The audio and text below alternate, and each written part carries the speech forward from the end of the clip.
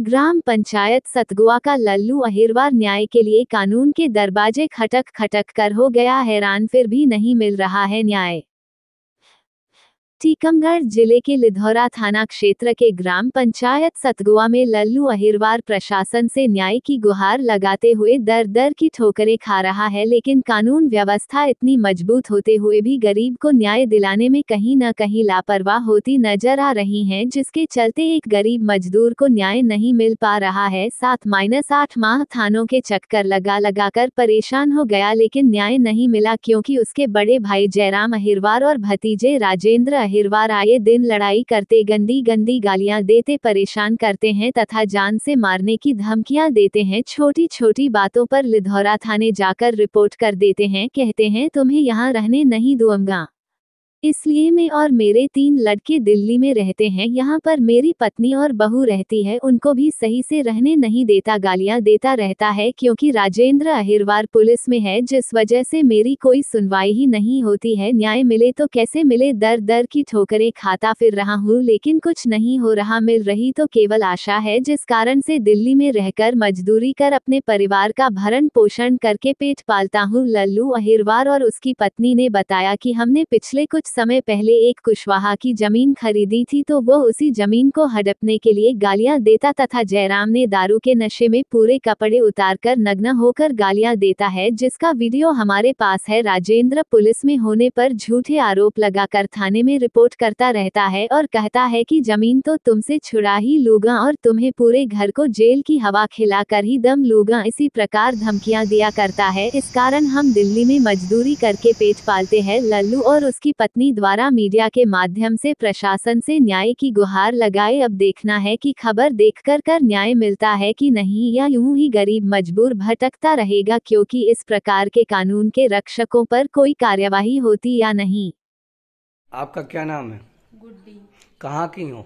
सतगुआ की। क्या घटना हुई आपके साथ, क्या हुआ?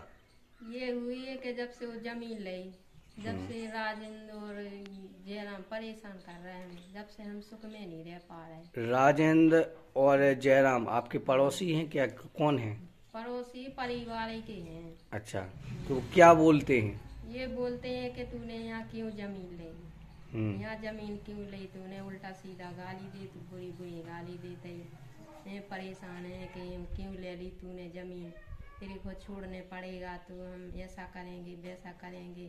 तो घर में नंगा होके आया है और माँ बेटी की गाली दी, बोलता है कुछ भी कर ले, कुछ नहीं कर पाएगी तू, और तेरे को बेड़ा छोड़ने पड़ेगा, यहाँ से भागने पड़ेगा, हम तेरे साथ ऐसा करेंगे वैसा करेंगे, उल्टा सीधा मतलब बोलता है। और नंगे होके उसका पापा आता है, वो दम देता है राजेंद्र कि जाओ उसके साथ घर में घुस, नंगा होके उसकी बेइज्जती कर, उसकी बहू पकड़, उसकी घरवाली पकड़। मेरी छोटी छोटी नातने हैं, उनको भी उल्टा सीधा बोलता है, मेरे को ऐसा करना है, मेरे को वैसा करना है, दे इनको। और नंगा होके आया है, हम कुछ नहीं कह पा रहे हैं, परेशान हैं। अब बताओ कब तक हमारा पति यहाँ रखा बैठो रहेगा हम लोगन को। आपके पति कहाँ पे रहते? बाहर रहते हैं साहब। और बच्चे कहाँ पे रहते? बच्चे तो एक बहू यहीं पे रहती हैं और लड़का हमारे बाहर जाते हैं। हम तो मजदूर हैं, मजदूरी कर करके पेट भर रहा है साहब। तो ये कब की घटना है? ये है 25 तारीख की। 6 माह पहले। 6 माह से परेशान कर रहे हैं हम, साल भर हो गई परेशान करत करत। हम कब तक भोगे, कब तक झेलें, बताओ हम कहाँ निकल जाएं, हम परेशान हैं। इसकी शिकायत आपने कहीं नहीं की?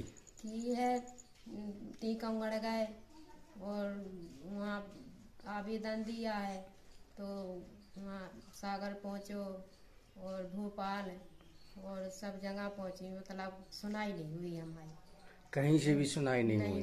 कोई सुनाई नहीं हुई। अब आप क्या चाहते हैं? अब ये चाहते हैं कि उसका न्यायाला हो जाए, बस न्यायाला चाहिए हमें तो, बस हम तो सुरक्षित रहने चाहते हैं, परेशान हैं, हम कहाँ भाग जाएं, बताओ परेशान हैं हम बहुत। नहीं जा क्या करें, मर जाएं क्या करें, हम इनकी माँ, हम यही सोच सोच के परेशान हैं।